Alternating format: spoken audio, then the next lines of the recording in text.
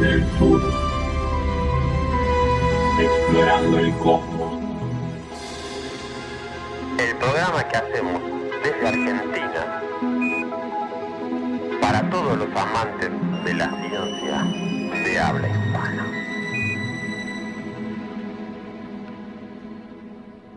La mecánica cuántica, dijimos que era el mundo de la incertidumbre. Y un personaje fundamental en el establecimiento firme de la teoría cuántica y su incertidumbre fue Werner Karl Heisenberg, un alemán brillante que nació en 1922, cuando era estudiante graduado en Múnich, y escuchó una conferencia pública de Niels Bohr en el campus. Levantó la mano y le hizo a Bohr una pregunta bastante difícil, según cuenta, y cuando acabó la conferencia, Bohr se acercó a él y le pidió que fuera a dar un paseo. Caminaron durante 3 horas hablando de física, y aquel fue el comienzo de una amistad duradera. Después de finalizar sus estudios, Heisenberg se marchó del instituto en donde estaba, al instituto de Bohr, en Copenhague, y estuvo allí desde 1924 a 1927, aprendiendo danés e inglés a la vez que proseguía sus otros estudios, y fue hacia 1924, con 23 años, que había escrito ya 12 artículos sobre mecánica cuántica, algunos de ellos en colaboración con los grandes físicos Max Born y Arnold Sommerfeld, y se convirtió en el discípulo preferido de Bohr, a quien visitaba con frecuencia en su casa, y cuando comenzó el gran debate entre Einstein y Bohr, Heisenberg adoptó básicamente el punto de vista de Bohr, mientras que Schrödinger tomaba el partido de Einstein. Y este, llamémoslo entrelazamiento entre Bohr y Heisenberg, duró mientras vivieron. Heisenberg desarrolló una teoría de la mecánica cuántica equivalente, pero formalmente distinta, a la de Schrödinger. Terminó su versión un poco antes que su colega, que era algo más veterano. Mientras que en el tratamiento de Schrödinger se usaba la ecuación de ondas, el de Heisenberg, conceptualmente más desafiante, se basaba en el cálculo con matrices. La mecánica matricial hace uso de números dispuestos en filas y columnas para predecir las intensidades, en este caso de la luz emitida por átomos excitados, al cambiar los niveles de energía, así como de otros fenómenos cuánticos, y se demostró después que ambos métodos eran equivalentes. Nos indica que no podemos medir la posición y el momento de la partícula y esperar una buena precisión en ambas medidas. Si conocemos una de las dos cantidades con buena precisión, digamos la que medimos primero, la otra la conoceremos con escasa precisión, y eso es una consecuencia matemática de la no conmutatividad de los operadores asociados con esas dos clases de medidas. El hecho de que la posición y el momento de la partícula no puedan ser determinados con alta precisión se conoce como el principio de incertidumbre, que lleva hoy el nombre de Heisenberg, siendo esta su segunda contribución importante a la formulación de la teoría cuántica después de su formulación de la mecánica matricial. El principio de incertidumbre de Heisenberg es fundamental en mecánica cuántica e introduce en ella las ideas de probabilidad a un nivel muy básico. Afirma que la incertidumbre no puede eliminarse en los sistemas cuánticos. Las implicaciones de esta aparentemente sencilla fórmula son muy grandes. Si conocemos de forma muy precisa la posición de una partícula, no podemos conocer su momento mejor que un determinado nivel de precisión, no importa lo que nos esforcemos en ello y los buenos que puedan ser nuestros instrumentos. Recíprocamente, si conocemos exactamente el momento de una partícula, no podemos conocer bien su posición. La incertidumbre en el sistema no puede desaparecer nunca, ni reducirse por debajo del nivel prescrito por la fórmula de Heisenberg. Y hay un experimento mental que elaboró y se conoce como microscopio de Heisenberg. ¿Qué es esto? Que aclara muy profundamente su idea. Imaginemos que la radiación se dirige sobre una partícula a medir, un fotón, y va hacia una partícula que quieren medir y se refleja en la lente. Al ser reflejada, la radiación por la partícula hacia el interior del microscopio ejerce sobre la partícula a medir, a la que ilumina, una presión y eso la desvía de la trayectoria esperada. El fotón choca contra la partícula y lo desvía. Si deseamos reducir el efecto del impacto sobre la partícula para no perturbar demasiado su momento, debemos aumentar la longitud de onda para que esa partícula tenga menos energía e influya menos en la partícula a medir. Pero cuando la longitud de onda llega a una determinada cantidad, la radiación que entra en el microscopio es incapaz de localizar la partícula, porque la longitud es tan grande que se pierde precisión. Así que de una u otra forma existe un mínimo para el producto de las imprecisiones en la posición y en el momento. Los años 30 del siglo pasado fueron testigos de grandes cambios, tanto en la vida de Heisenberg como en la ciencia. En 1932 se le concedió el Premio Nobel de Física. El año siguiente, Hitler llegó al poder y la ciencia alemana empezó a desplomarse con la expulsión de los intelectuales y hombres de ciencia judíos de Alemania por parte de los nazis, pero Heisenberg permaneció en Alemania, viendo cómo sus colegas y amigos se iban a América y a otros lugares. No obstante, se quedó en esa Alemania nazi, a pesar de los ruegos de sus colegas para que se marchara de ahí.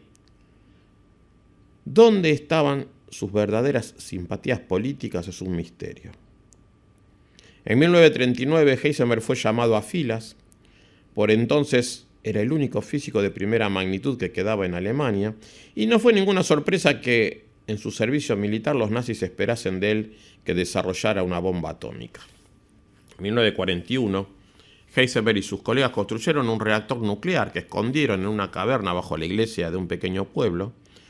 Por suerte para Hitler, el proyecto nuclear estaba por debajo de la lista de prioridades y, como se supo después, Heisenberg no sabía cómo hacer una bomba atómica.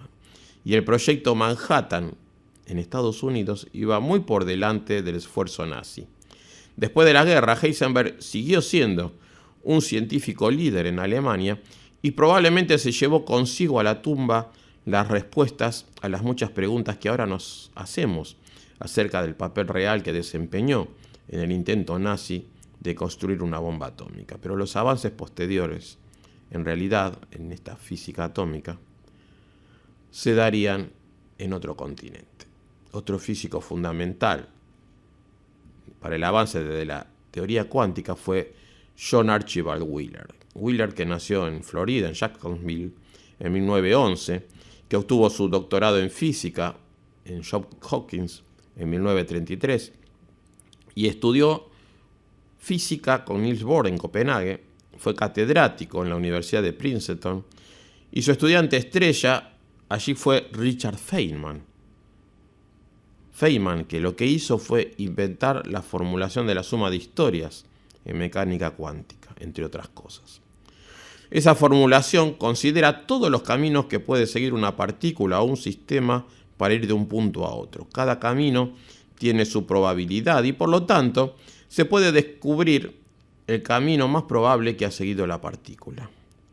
En la formulación de Feynman se emplean las amplitudes de onda asociadas a cada camino para hallar la amplitud total y de ahí la distribución de probabilidad de resultados en el punto final común a todos los caminos posibles. Wheeler estaba entusiasmado con el trabajo de Feynman y le enseñó esa tesis a Einstein. Y le dijo, ¿no es maravilloso este trabajo? ¿No le hace creer en la teoría cuántica? Y Einstein, hojeando la tesis, dudó, meditó un momento y le respondió, aún no creo que Dios juegue a los dados, pero quizás me he ganado el derecho a cometer mis errores. Otra figura clave en ese momento fue Paul Dirac, un físico británico que empezó su carrera como ingeniero eléctrico, que con el tiempo se convirtió en una de las figuras clave de la física del siglo XX y ganó el premio Nobel, porque desarrolló una teoría que combinaba la mecánica cuántica con la relatividad especial. Su trabajo hacía posible que las ecuaciones de la mecánica cuántica fueran corregidas para tener en cuenta los efectos relativistas en el caso de partículas que se mueven a velocidades del orden de la velocidad de la luz. Una consecuencia de su trabajo fue la predicción de la existencia de antipartículas en un artículo de Dirac sobre la posibilidad teórica de la existencia de antipartículas que se publicó en 1930 y que un año después el físico estadounidense Carl Anderson descubrió el positrón, o sea, el electrón con carga positiva en un análisis de los rayos cósmicos. Al encontrarse un electrón y un positrón se aniquilan mutuamente y producen fotones, dos fotones. En 1946, Wheeler propuso que el par de fotones producido cuando se aniquilan entre sí un positrón y un electrón podrían usarse como test de la teoría de la electrodinámica cuántica, que de acuerdo a esa teoría los dos fotones deberían tener polarizaciones opuestas. Si uno está polarizado verticalmente, el otro lo va a estar horizontalmente, y esa polarización significa la dirección espacial del campo eléctrico de la onda electromagnética de un fotón.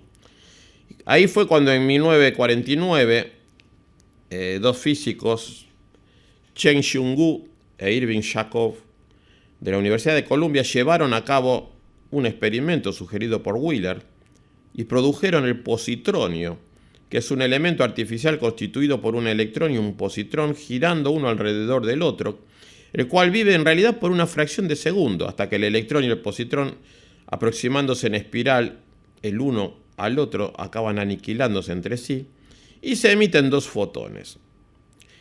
Y su resultado confirmó la predicción de Wheeler. Los dos fotones tenían polarizaciones opuestas. Así que el experimento de Wu y Yacov de 1949 fue el primero en la historia que produjo fotones entrelazados.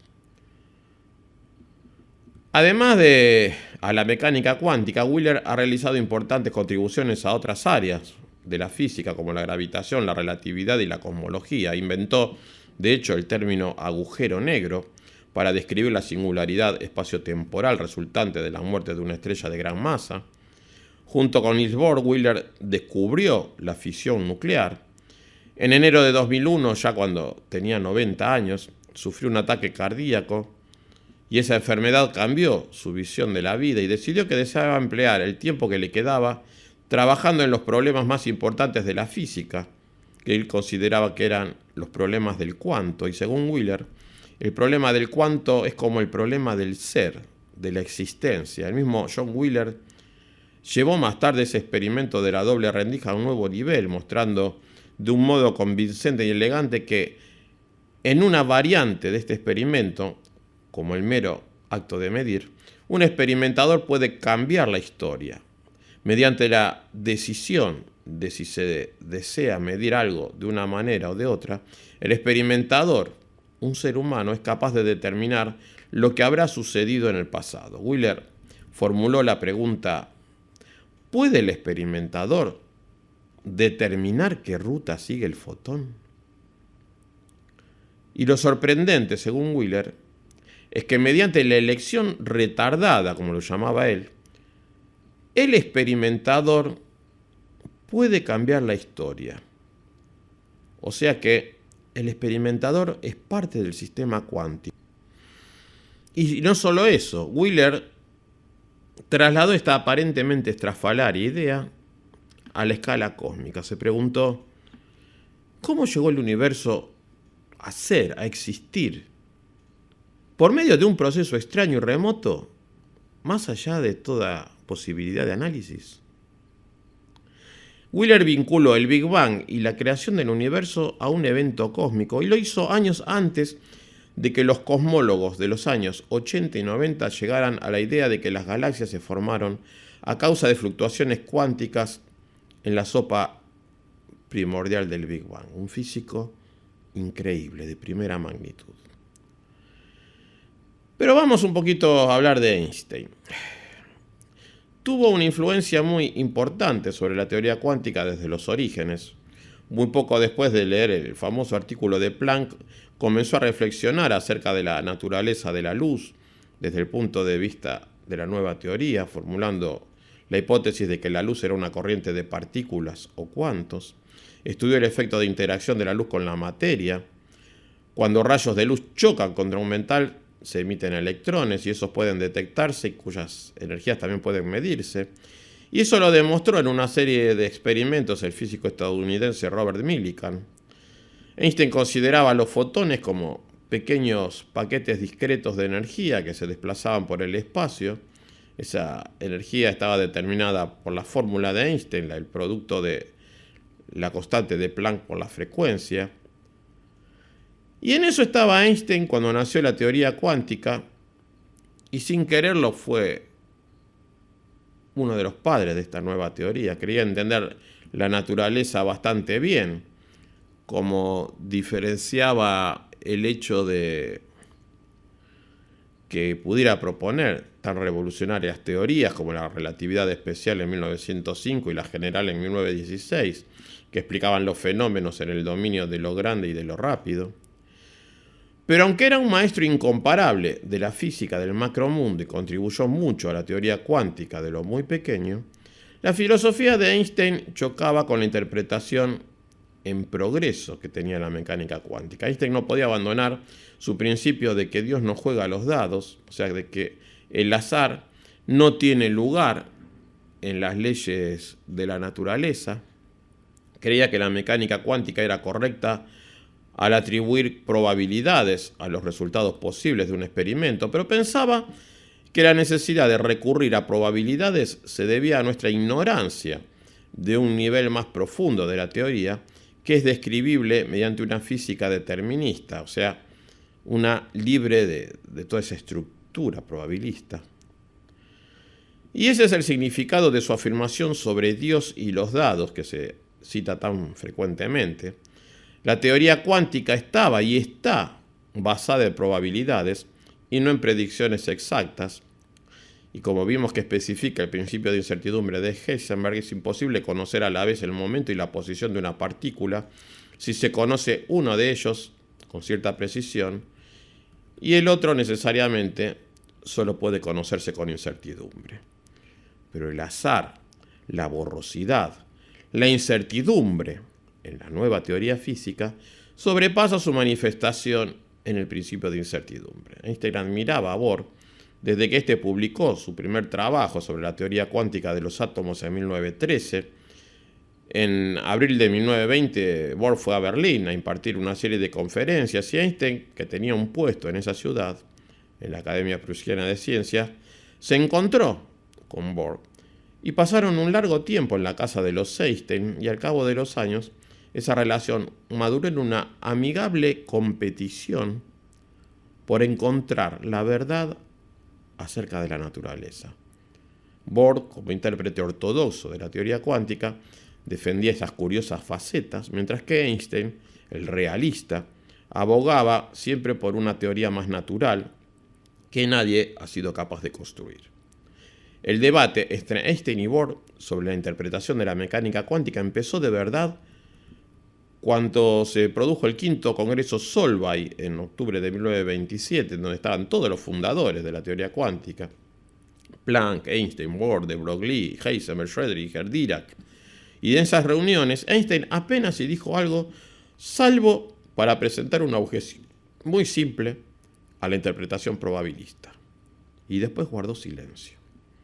Einstein se estableció en su nuevo puesto en el Instituto de Estudios Avanzados de Princeton, y allí se le proporcionó un ayudante, un físico armenio de 24 años llamado Nathan Rosen, y volvió a entrar en contacto con un físico del instituto a quien había conocido en el Caltech 3 años antes, que era Boris Podolsky. Einstein había cruzado el Atlántico y se hallaba a miles de kilómetros de Europa, en donde había nacido y se había desarrollado la teoría cuántica, pero esta remota teoría, con su lógica e hipótesis incomprensibles, siempre permanecían en su mente. Solía trabajar solo y sus artículos rara vez tenían coautores, pero en 1934 se procuró la ayuda de Podolsky y Rosen para escribir una última polémica sobre la teoría cuántica. Einstein explicó cómo se describió el ahora famoso artículo de Einstein, Podolsky y Rosen, o EPR, y según ellos, cualquier atributo de un sistema físico que pueda predecir con precisión sin perturbar dicho sistema es un elemento de la realidad física.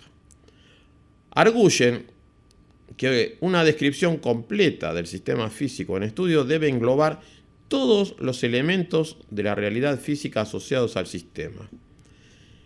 ¿Qué quiere decir esto? El ejemplo de Einstein de dos partículas enlazadas entre sí muestran que la posición y el momento de una partícula dada pueden obtenerse mediante medidas apropiadas sobre la partícula sin perturbar a su gemela. Así que ambos atributos de la gemela son elementos independientes de la realidad física. Pero como la mecánica cuántica prohíbe que ambos entren en la descripción de una partícula, entonces la teoría es incompleta. Y este artículo de Einstein, Podolsky y Rosen, junto con el posterior teorema de Bell, es uno de los trabajos más importantes de la ciencia del siglo XX. Cuando dice sin perturbar en modo alguno un sistema, quiere decir que puede predecir con certeza, o sea, probabilidad 1, el valor de una cantidad física, y entonces eso existe como un elemento de la realidad correspondiente a esa cantidad. Parece que este criterio, lejos de agotar todos los modos posibles de reconocer una realidad física, por lo menos proporciona uno de esos modos siempre que se den las condiciones señaladas. Einstein, Podolsky y Rosen se embarcan en la descripción de los estados entrelazados. Estados que son complicados, porque los autores usan a la vez posición y momento de dos partículas que han interactuado en el pasado y que siempre están correlacionadas. Pero su argumento es básicamente una descripción del entrelazamiento cuántico para la posición y el momento. Lo que hicieron Einstein y sus colegas fue formular una hipótesis que parece muy razonable, que se llama hipótesis de localidad. Lo que sucede en un lugar no puede influir inmediatamente en lo que sucede en otro distante de él. Decían que sin perturbar en modo alguno un sistema podemos predecir con probabilidad 1 el valor de una cantidad física y entonces esa cantidad física es una realidad. Esta condición se satisface cuando se realiza la posición de una partícula y también cuando se hace la medición del momento de la partícula. En cada caso podemos predecir con certeza la posición o el momento de la otra partícula. Y eso nos permite inferir la existencia de un elemento en la realidad física. Pero si la otra partícula no es afectada como ellos suponen, el elemento de la realidad, por ejemplo la posición de esa partícula, se infiere en un caso y el momento en el otro. Ambos, posición y momento, son elementos de la realidad de la partícula 2. O sea, la paradoja de Einstein, Podolsky y Rosen dice que tenemos dos partículas relacionadas entre sí cuando medimos una de ellas y sabemos acerca de la otra. Entonces, esa teoría nos permite decir que está incompleta. Pero Bohr decía que el rumbo de esa argumentación no le parecía que responda a la situación real de la física atómica, porque en realidad la paradoja de Einstein, Podolsky y Rosen no era un desafío práctico a la aplicación de la teoría cuántica a problemas reales. Y la mayoría de los físicos pareció aceptar sus argumentos. Entonces, Einstein reconsideró esta paradoja en otros dos artículos de 1948 y 1949 y pasó la mayor parte del tiempo hasta su muerte tratando sin éxito de desarrollar una teoría unificada de la física. Nunca llegó a creer en un Dios jugador de dados, nunca creyó que la mecánica cuántica, con su carácter probabilista, fuera una teoría completa. Pensaba que a esa teoría le faltaba algo, algunas variables no presentes que podrían explicar mejor los elementos de la realidad. Y ese rompecabezas seguía ahí en pie, ¿no? Dos partículas que estaban asociadas entre sí, gemelas producidas por el mismo proceso, quedando entrelazadas para siempre, siendo su función de ondas no factorizable como dos componentes separados. Cualquier cosa que sucediera a una de esas partículas iba a afectar a la otra inmediatamente, estuviera en donde estuviera. Este lo llamó esa acción fantasmal a distancia. Dicen que Bohr nunca olvidó esas discusiones con Einstein. Habló de ellas hasta el día de su muerte en 1962. Luchó duramente para hacer que el mundo de la ciencia aceptase su teoría cuántica y se enfrentó a todos los ataques contra la teoría como si hubieran sido de carácter personal. La mayoría de los científicos pensaban que Bohr había resuelto definitivamente la cuestión de la teoría cuántica y la paradoja de Einstein-Podolsky-Rosen, pero 2 décadas después, los argumentos de Einstein iban a ser recuperados y mejorados por otro físico, que se llamaba David Bohm, que nació en 1917, que estudió en la Universidad de Pensilvania y luego en California, en Berkeley, que estudió con Robert Oppenheimer hasta que abandonó Berkeley para dirigirse al proyecto Manhattan, y acabó con un doctorado en Berkeley y aceptó un puesto en la Universidad de Princeton. Y ahí Bohm trabajó en la filosofía de la mecánica cuántica y en 1952 dio un gran paso en la comprensión de la paradoja de Einstein-Podolsky-Rosen. Cambió el diseño del desafío de Einstein a la teoría cuántica a otro que involucraba 2 partículas con una variable de interés en lugar de 2, siendo ese elemento físico de interés la proyección del spin de cada una de las partículas según una dirección particular. O sea, lo que decía Bohm, como en el dispositivo original del experimento de Einstein, que ambas partículas pueden localizarse separadas entre sí, de modo que las medidas del spin sobre cualquiera de ellas están separadas espacial y temporalmente de las medidas del spin de la otra y no tienen un efecto directo sobre esta.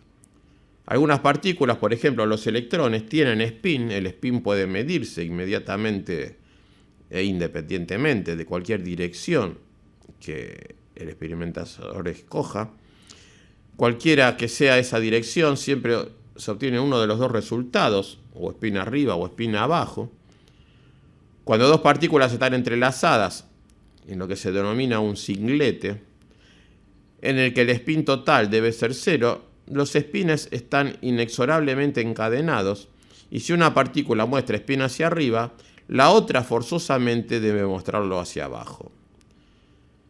La realidad es que no sabemos lo que es el spin y según la teoría cuántica el spin no es una propiedad definitiva hasta que se mide. Pero en la versión de Bohm del experimento de Einstein-Podolsky-Rosen se emiten 2 partículas entrelazadas y una vez que se mide el spin de una de ellas y se encuentra que es hacia arriba, el de la otra debe ser hacia abajo y ha de ser así para todas las direcciones. Según la mecánica cuántica, los valores de spin en direcciones diferentes no tienen realidad simultánea, pero el argumento para Einstein-Podolsky-Rosen era que todos ellos son reales. Lo que hizo Bohm fue alterar el experimento de esta paradoja para simplificar el análisis. Y fue Bohm con Aharonov en Haifa que descubrieron un fenómeno misterioso como el entrelazamiento que posee un carácter no local. Como otros misterios de la mecánica cuántica, nadie entiende realmente por qué sucede eso, pero las contribuciones de Bohm a nuestra comprensión de la teoría cuántica y del entrelazamiento son importantes, porque en su versión del experimento de Einstein-Podolsky-Rosen sería una de las más frecuentes usadas en las décadas siguientes por los experimentadores y los teóricos que estudian el entrelazamiento. Un requisito que sería enfatizado por John Bell, el matemático cuyo teorema cambiaría nuestra percepción de la realidad, que dedicaba sus horas de trabajo en el CERN casi exclusivamente a la física teórica de partículas y el diseño de aceleradores, y que solo tenía un poco de tiempo libre que decidió dedicar a lo que él llamaba su hobby, que era la exploración de los elementos básicos de la teoría cuántica. John Bell se daba cuenta de una gran verdad acerca del argumento de Einstein-Podolsky-Rosen. Sabía que Einstein y sus colegas estaban realmente en lo cierto. Esta paradoja EPR, como la llamaba todo el mundo, no era paradoja en lo absoluto. Lo que Einstein y sus colaboradores hallaron era algo crucial para nuestra comprensión del funcionamiento del universo. Pero no era que la teoría cuántica fuese incompleta, sino más bien que la mecánica cuántica y la insistencia de Einstein sobre el realismo y la localidad eran cosas que se contradecían y ambas no podían ser ciertas. Si la teoría cuántica era cierta, la localidad no lo era. Y si insistimos en la localidad, tiene que haber algo equivocado en la teoría cuántica como descripción del mundo de lo muy pequeño. Lo que hizo Bell fue formular esta conclusión con un profundo teorema matemático que contenía ciertas desigualdades y sugirió que si estas desigualdades pudieran violarse, esta violación proporcionaría pruebas en favor de la mecánica cuántica y en contra de la hipótesis de sentido común de Einstein del realismo local. Por el contrario, si esas desigualdades no se satisfacieran, probarían que la mecánica cuántica está equivocada y la localidad, como la definía Einstein, sería el punto de vista verdadero. De un modo más preciso, es posible violar ambas condiciones, la mecánica cuántica y las desigualdades de Bell, pero es imposible que se satisfagan las desigualdades de Bell y las predicciones de la mecánica cuántica para ciertos estados cuánticos. Decía que la paradoja EPR había sido propuesta con un argumento a favor de que la teoría cuántica no podía ser completa y debe ser completada por medio de variables adicionales. Esas variables adicionales restituirían a la mecánica cuántica a sus posiciones, a sus nociones de causalidad y localidad. Y un importante experimentador fue el que añadiría este requisito a sus test del teorema de Bell, ayudando a establecer el hecho de que el entrelazamiento de las partículas muy alejadas entre sí son un fenómeno físico real. Y ese era Avner Shimony, que encontró por primera vez el concepto de entrelazamiento en 1957, y con un colega, Mike Horn, pasaron mucho tiempo, entre finales de 1968 y principios de 1969, trabajando firmemente para diseñar lo que pensaban sería uno de los experimentos más importantes que los físicos podían intentar llevar a cabo. La idea era construir un aparato que emitiera pares de fotones de baja energía que estuvieran entrelazados, determinar un medio de medir sus polarizaciones y calcular las predicciones de la mecánica cuántica para ver si las correlaciones de estas polarizaciones mostraban las correlaciones calculadas que violaban la desigualdad de Bell. Y aunque salvo uno, todos los experimentos llevados a cabo en los años 70 proporcionaron buena confirmación de la validez de la teoría cuántica, la confirmación definitiva quedaría para otro científico llamado Alain Aspect, que nació en 1947 allá por Francia, que desde niño se interesó por la ciencia, sobre todo por la física y la astronomía, que le encantaba mirar las estrellas, leía libros de Julio Verne, le gustaba las 20.000 leguas del viaje submarino, según dicen, y que siempre supo que quería ser un científico. A los 24 años obtuvo su licenciatura, y como Shimony, Aspect siempre se remonta al origen de un concepto o de un tema. O sea, si desea entender el entrelazamiento, va directamente a leer a Schrödinger y no un análisis propuesto por algún físico posterior. Y si desea entender las objeciones de Einstein a esa naciente teoría cuántica, busca y lee los artículos originales de Einstein de los años 20 o 30. Desde el punto de vista de Aspect, la esencia de la discusión entre Bohr y Einstein residía en la convicción de que debemos abandonar uno de las siguientes afirmaciones. Que la mecánica estadística de la función de ondas es completa y que los estados reales de dos objetos separados espacialmente son independientes entre sí. Y ahí se mostraba que Aspect entendía un punto clave. Sabía que la teoría cuántica había tenido un enorme éxito como herramienta predictiva de la ciencia y por consiguiente tenía la impresión de que el conflicto antes mencionado, inherente al teorema de Bell y sus desigualdades acompañantes, podrían usarse por el contrario para derrotar a esas teorías de las variables ocultas que no convencían a nadie. Y se dio cuenta, como afirmó después en su tesis y otros artículos, de que el montaje experimental empleado por los físicos previamente a su trabajo era muy difícil de usar. Cualquier imperfección del diseño experimental tendía a destruir la delicada estructura que habría puesto de manifiesto el deseado conflicto entre las desigualdades de Bell y las predicciones cuánticas.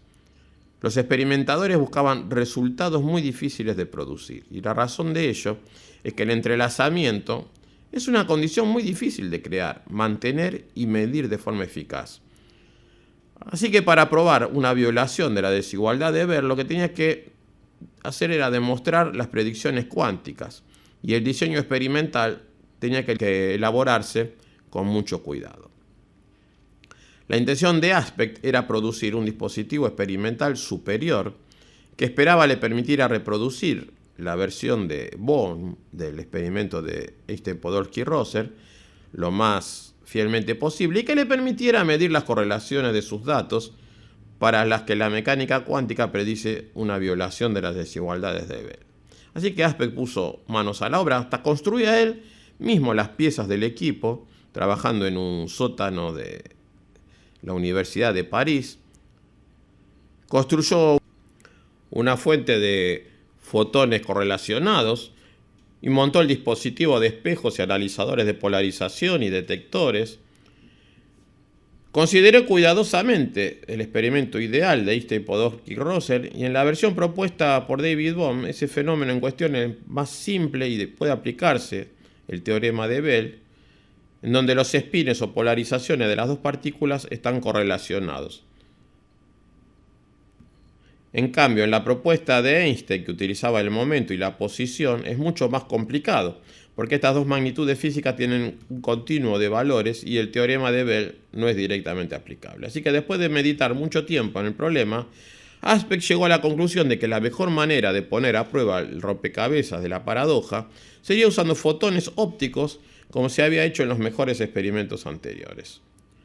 Aspect decidió llevar a cabo una serie de 3 experimentos principales. El primero consistía en un diseño simple dirigido a reproducir los resultados de sus predecesores de una manera más precisa y convincente. Lo logró, porque sus experimentos finalmente demostraron que el entrelazamiento cuántico es un fenómeno real. Siguió el tremendo triunfo de los experimentos de Aspect, que demostraron definitivamente que la realidad del entrelazamiento era un hecho y que el estudio del fenómeno siguió progresando, así que algunas ideas básicas sobre, por ejemplo, la teletransportación tienen sus ideas gemelas en este tipo de experimentos. La teleportación cuántica ha sido un experimento mental hasta hace poco tiempo, una idea que nunca había sido verificada en el mundo real, pero en 1997 2 equipos de científicos tuvieron éxito al realizar el sueño de teleportar un estado cuántico de una partícula. La teleportación cuántica es un modo de transmitir el estado de una partícula a una segunda, que puede encontrarse muy lejos, transmitiéndole efectivamente la partícula, el estado de la partícula a otro lugar. El principio que sigue es la misma idea. De momento solo existen en el reino de la ciencia ficción, como mencionábamos antes de Star Trek y la teletransportación. Es una aplicación más espectacular que podríamos imaginar del fenómeno de entrelazamiento, el sueño de ser capaz de viajar mediante la simple reaparición en un lugar distante, ¿no? Un objeto puede ser completamente caracterizado, sabemos, por todas sus propiedades que en física clásica pueden determinarse mediante la medición, y hacer una copia de ese objeto en un lugar distante haría que no se necesiten las partes y piezas originales. Todo lo que se necesita es enviar la información escaneada, por decirlo así, de modo que puede usarse para reconstruir el objeto. Pero ¿hasta qué grado de precisión puede ser esa copia fidedigna del original? Bueno, ¿qué ocurre si esas partes y piezas son electrones, átomos y moléculas? Bueno, parece absurdo que cualquier información obtenida por un observador externo puede influir sobre lo que sucede en una partícula, pero según la mecánica cuántica, el mero proceso de observar una partícula destruye o colapsa la función de onda de la misma. El momento y la posición, por ejemplo, no se pueden conseguir conocer con una precisión dada. Una vez medido, un objeto cuántico ya no está en ese estado borroso en el que se hallan los sistemas cuánticos y la información se destruye en el proceso antes de su obtención.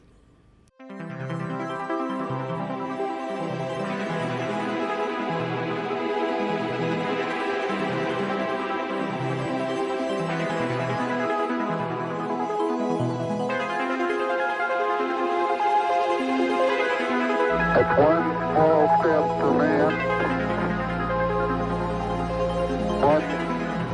Visto, mankind.